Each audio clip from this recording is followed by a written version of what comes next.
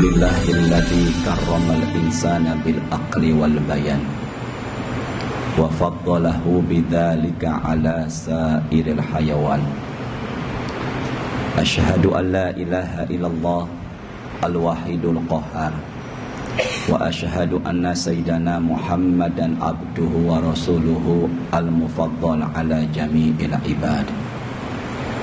Allahumma sholli wa sallim ala habibina sayyidina Muhammadin wa ala alihi wa ashabihi alladhina saru ala nahjil qawim wa siratal mustaqim wa ba'du.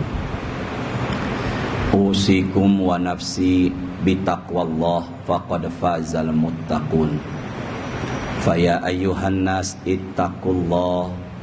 ittaqullaha kama qala Allah ta'ala ya ayyuhalladzina amanu ittaqullaha haqqa tuqatih wa la tamutunna illa wa antum muslimun.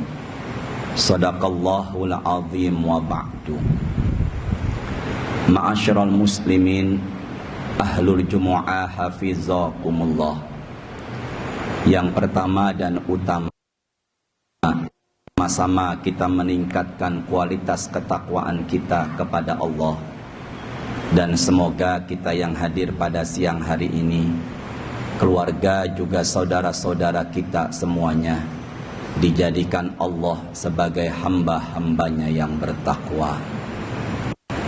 Di dalam satu hadis yang diriwayatkan oleh Imam At-Tirmidzi dalam Sunan At-Tirmidzi, Rasulullah bersabda, innal qabra awwalu manzilin min manazilil akhirah. Sesungguhnya kubur di kita sering ditambahkan akhiran an menjadi kuburan. Di dalam Quran juga tertulis dengan sebutan barzakh. Bainahuma barzakhul la yabghiyan. Barzakh atau kubur adalah tempat pemisah yang memisahkan antara dunia dan akhirat. Beliau melanjutkan sabdanya, awwalu manzilin min manazilil akhirah. Sesungguhnya kuburan adalah tempat akhirat sebelum memasuki tempat akhirat berikutnya. Jadi siapapun yang telah wafat, entahkah orang tua, saudara, kerabat, itu dalam Islam adanya di akhirat pertama, yaitu alam barzakh atau alam kubur. Dalam satu riwayat Sahih Al-Bukhari, sahabat Rasulullah bernama Abu Hurairah menjaga makanan zakat. 3 malam berturut-turut Abu Hurairah menangkap seseorang yang berusaha untuk mencuri makanan zakat fitrah dalam satu tempat. Di pagi yang ketiga Rasulullah mendapat Abu Hurairah. Maka Rasul mengatakan, ya Aba Hurairah, ta'lam man tuqatibuka mundu salas layalin. Wahai Abu Hurairah, tahukah engkau siapa yang kamu tangkap selama 3 malam berturut-turut dan berusaha mencuri makanan zakat? Abu Hurairah menjawab, la ya Rasulullah, aku tidak mengetahui. Rasul mengatakan, dzaka syaitan, dzaka syaitan. Yang kamu tangkap dan kamu ajak bicara juga yang berusaha mencuri makanan zakat kita, itu adalah setan. Dari situ kita bisa pahami, setan itu bisa menyerupai manusia. Setan itu bisa menyerupai orang tua yang sudah meninggal dunia. Dalam Quran suratnya ke-27 An-Naml di ayat 37. Qala ya ayyuhal mala'u ayyukum ya'tini bi arsyiha qabla ayyatuni muslimin. Nabi Sulaiman berkata kepada para pembesarnya. Pembesar Nabi Sulaiman bukan hanya dari golongan manusia, tapi juga dari golongan jin. Perkataan Nabi Sulaiman kala itu, wahai para pembesarku, siapakah di antara kalian yang bisa memindahkan singgasananya, yaitu singgasana Ratu Bilqis yang berada di Yaman, pindahkan sebelum mereka sampai pindah ke Palestina. Maka siapa yang bisa memindahkan singgasana Ratu Bilqis dari Yaman menuju Palestina? Maka di ayat berikutnya mengatakan, qala ifritun minal jinni ana atika bihi qabla an taquma min maqabik. Ada sosok jin bernama Ifrit. Ada jin yang diabadikan sampai akhir kiamat nanti, namanya Ifrit dalam Quran. Dia mengatakan aku bisa memindahkan singgasana Ratu Bilqis sebelum engkau bangun dari kursimu, wahai Sulaiman. Dari situ kita bisa pahami, jika di malam Jumat atau di malam apapun ada sosok yang mengetuk pintu, atau yang mematikan kipas angin, atau yang bersuara dan suara persis seperti almarhum atau almarhumah yang sudah meninggal dunia, maka itu bisa dipastikan bukanlah perbuatan mereka yang sudah meninggal, tapi itu adalah tipu daya jin yang bernama qarin. Quran surat ke-18 Al-Kahfi di ayat 50. Wa idh qulna lil malaikati isjudu li adama fasajadu illa iblis kana minal jinni. Bapaknya jin adalah iblis, dan iblis adalah golongan jin, dan anak keturunan iblis adalah syaitan. Iblis artinya terputus dari rahmat, anak keturunannya syaitan artinya jauh dari kebaikan. Maka iblis dan syaitan adalah golongan jin. Saya ulangi, iblis dan setan adalah golongan jin. Jin itu tidak terlihat. Maka pocong, tuyul, kuntilanak dan apapun namanya itu adalah jin. Dalam Islam tidak ada roh gentayangan. Dalam Islam tidak ada reinkarnasi. Lagi-lagi yang menyerupai keluarga orang tua yang sudah meninggal itu adalah tipu daya jin, kecuali mimpi itu bisa bertemu dengan orang tua dengan izin Allah. Ayuhal muslimun ummatur Rasulillah, Allah yarhamukum. Ketika seseorang atau jenazah dimasukkan ke liang lahat, tulisannya bukan dengan huruf ta, tapi tulisannya dengan huruf dal. Jika seseorang atau jenazah dimasukkan ke dalam liang lahat, dia akan ditanya setelah kita meninggalkannya sebanyak 7 langkah. Kita sering menyebut atau mendengar dari Quran dan hadis angka 7. Allah ciptakan langit jumlahnya 7. Allah ciptakan bumi seperti langit, Quran surat 65 At-Tolak di ayat yang ke-12 pun jumlahnya 7. Dalam sepekan atau seminggu Allah ciptakan hari jumlahnya 7. Lalu tawaf itu 7 putaran. Lalu sa'i itu pun 7 putaran. Setelah itu Lailatul Qadar, ada satu riwayat hadis kejadiannya di penghujung Ramadan malam ke-27. Lagi-lagi 7. Quran surat ke-15 Al-Hijr di ayat 44 Allah katakan jumlah pintu neraka pun jumlahnya ada 7. Jembatan Sirat ada yang mengatakan seperti sehelai rambut dibelah 7. Dari 777, dari situ pula lah jenazah kita letakkan di liang lahat. Dia akan ditanya setelah kita meninggalkannya sebanyak 7 langkah. Adakah manusia yang bebas dari pertanyaan itu? Pertanyaan itu, pertanyaan kubur, disebut dalam Islam dengan sebutan fitnah kubur. Saya ulangi, pertanyaan kubur dalam Islam disebut dengan sebutan fitnah kubur. Hadisnya Sahih Muslim. Rasul bersabda, "Ma min muslimin yamutu lailatal jumu'ah au yaumal jumu'ah illa waqahu Allah min fitnatil qabri." Barang siapa seorang muslim yang meninggal dunia, meninggalnya di malam Jumat atau meninggalnya di hari Jumat, maka dia dihindari dari fitnah kubur. Maka manusia yang bebas dari pertanyaan munkar nakir adalah mereka yang meninggalnya atau wafatnya di malam Jumat atau hari Jumat. Tapi mereka yang meninggalnya semasa hidupnya istiqomah dalam ibadah. Karena belum jaminan juga yang meninggalnya malam Jumat atau hari Jumat baik kalau semasa hidupnya tidak ibadah. Bahkan Rasulullah pun lahir di hari Senin dan meninggalnya bukan di hari Jumat. Rasul meninggalnya di hari Senin. Maka orang yang meninggalnya di malam Jumat atau hari Jumat, selama ibadahnya istiqomah, insya Allah bebas dari pertanyaan munkar dan nakir. Berapa pertanyaannya? 4. Berapa pertanyaannya? 4. Man rabbuka wa madinuka wa man nabiyuka wa ma kitabuka. Man rabbuka, siapa Tuhanmu? Wa madinuka, apa agamamu? Wa man nabiyuka, siapa nabimu? Wa ma kitabuka, apa kitabmu? Yang menjawab bukanlah hafalan kita tapi amal kita. Ketika orang tua, kerabat, bahkan diri kita bisa menjawab insya Allah dengan izin Allah 4 pertanyaan tadi, maka Rasul mengatakan dalam hadis rawahu Abu Daud, wa yufsahu lahu qabru madda basarihi, maka alam barzahnya, alam kuburnya akan Allah lapangkan sejauh matanya memandang. Ketika kita ziarah kubur, lebarnya kuburan 1 meter, panjangnya 2 meter, dalamnya kurang lebih 1 meteran atau 2 meteran. Ketika kita memahami kuburan dengan pemahaman dunia sempit, tapi jangan pahami akhirat atau kuburan dengan pemahaman akal dunia. Ketika seseorang atau jenazah atau roh bisa menjawab 4 pertanyaan ini, maka dilapangkan kuburannya sejauh matanya memandang.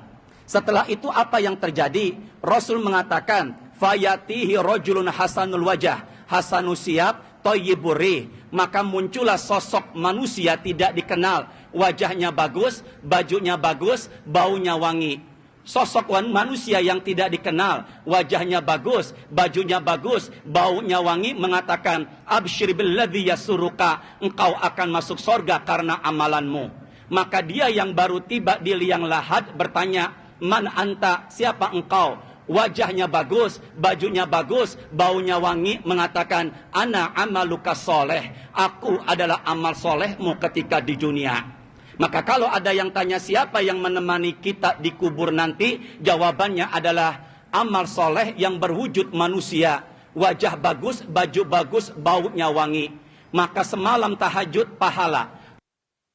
Tutup subuh berjamaah, pahala. Zikir pagi, pahala. Baca Quran surat ke-18 Al-Kahfi, pahala. Duha, pahala. Kerja, bahkan kerja pun pahala. Sampai hadir siang hari ini, pahala. Pahala, pahala, pahala, pahala, pahala.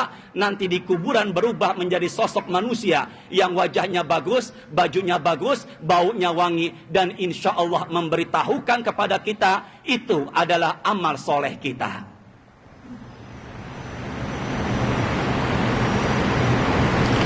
Ayuhal muslimun, ummatur Rasulillah, Allah yarhamukum. Suratnya ke-40. Surat ke-40 dalam Quran tulisannya 2. Ada yang menuliskan dengan sebutan Ghafir, ada yang menuliskan dengan sebutan Al-Mu'min. Di ayat 46, An-naru yu'raduna 'alaiha ghuduwa wa 'ashiyya. Kepada mereka diperlihatkan neraka tiap pagi dan petang. Kepada mereka diperlihatkan neraka tiap pagi dan petang. Ayat ini berkenaan sebelum terjadi kiamat dengan 2 bukti. Yang pertama diperlihatkan, yu'raduna. Yang kedua pagi dan petang. Penduduk neraka bukan diperlihatkan tapi diazab. Dan di neraka atau di hari kiamat enggak ada pagi dan petang, semuanya gelap.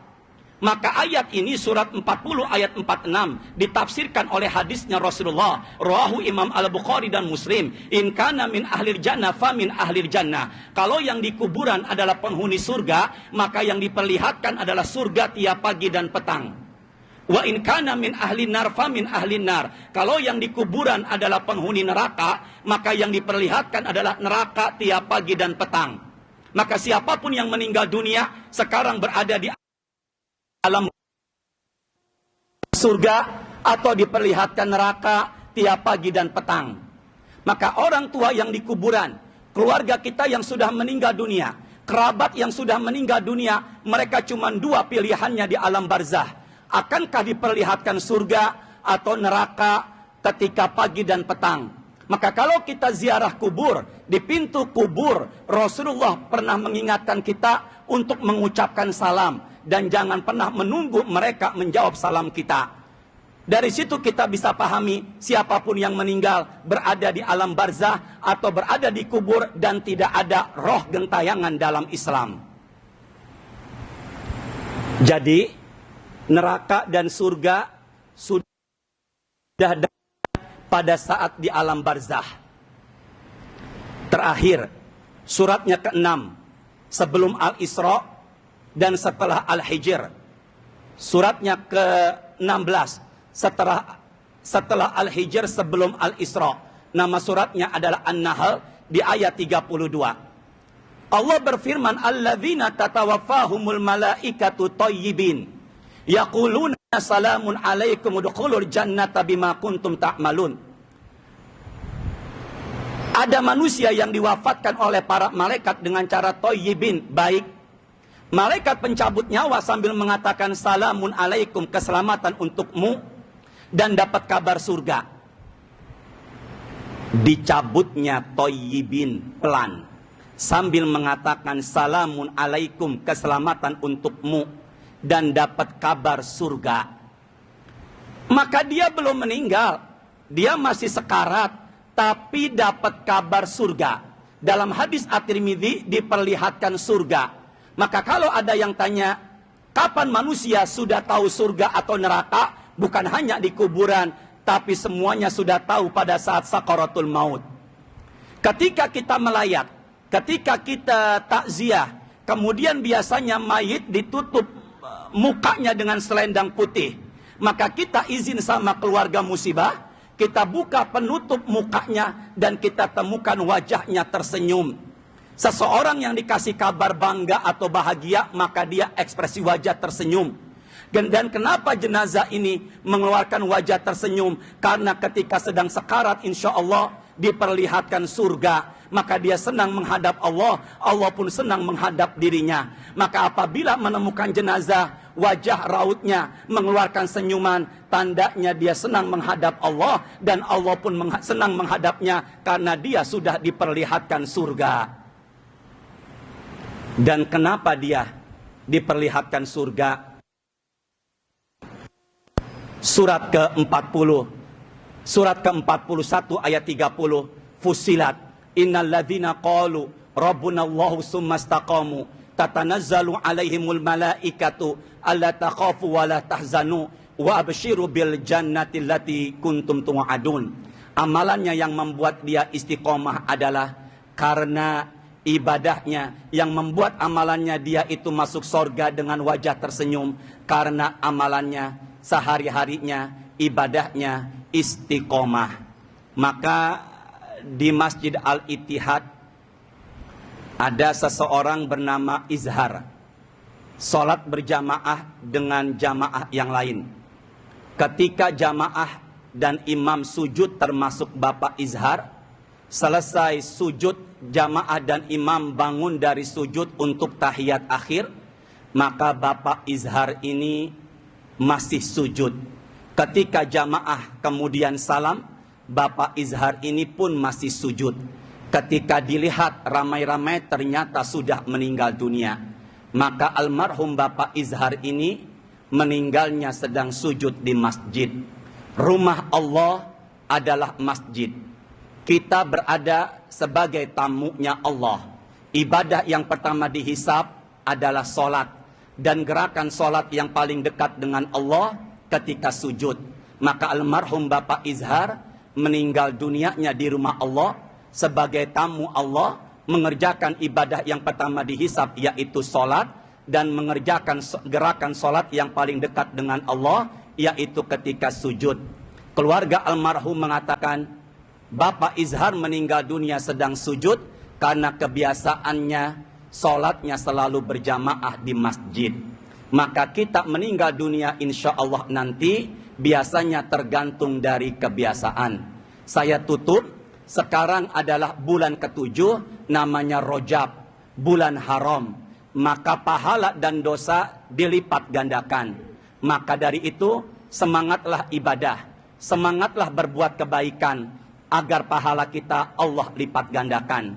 Ada beberapa ulama mengatakan solat ibadah kita 6 hari ke depan ditentukan oleh solat Jumat kita. Maka barusan pembawa acara mengingatkan, jangan disibukkan oleh handphone. Rasul mengatakan, waman masal hasa faqad laga. Barang siapa yang memainkan batu kerikil, dikiaskan memainkan handphone. Wahai jamaah yang ada di hadapan saya, kalian yang sedang asyik memainkan handphone, tidak peduli khotibnya baik atau tidak, tugas jamaah hanyalah mendengarkan. Nabi mengingatkan faqad laga, yang asik memainkan batu kerikil dikiaskan memainkan handphone, laga, maka jumatannya sia-sia. Ada pendapat ulama mengatakan pahala jumatan hanya seperti zuhur, dan berapa banyak orang yang pulang sholat Jumat tidak mendapatkan pahala karena hanya disibukkan dengan handphone pada saat khatib menyampaikan khutbahnya. Dan alhamdulillah jamaah pada fokus ke depan. Insya Allah jumatan kita pada siang hari ini pahalanya Allah lipat gandakan. Karena kita jumatan ada di bulan Rajab, dan Rajab adalah bulan haram.